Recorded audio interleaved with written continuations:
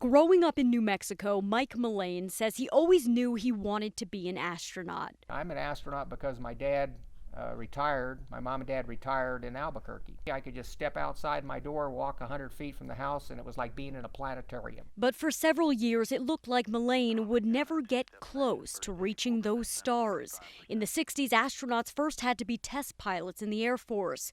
Mullane's eyesight was too poor to fly. I graduated from West Point in 1967 and took a commission in the Air Force, but I could not be a pilot, so I flew in the back seat. Lucky for Mike, things changed by 1977, when he was selected for a mission specialist position that did not require piloting experience.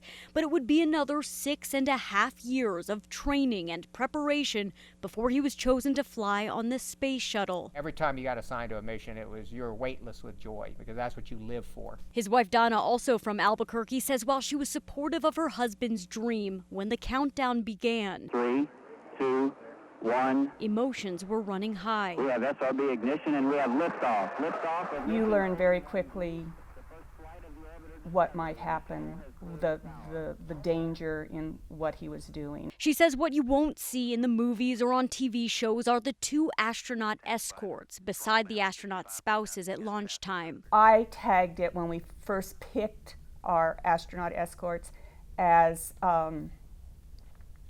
escorts into widowhood, because that's what they were there for. If anything went wrong, they immediately became casualty assistance officers. We felt the greatest risk to our lives was during launch, and it lessened considerably once we got in orbit. Mike flew his last of 3 shuttle missions in 1990. He says he misses space, but he's only going back if he wins the lottery and can hitch a ride on a Russian rocket to the space station.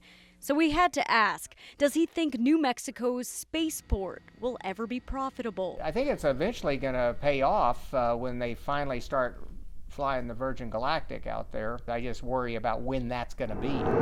When it does happen, Mullane says commercial spaceflight will be another exciting era in the history of space exploration. Laura Terrain, KOAT Action 7 News.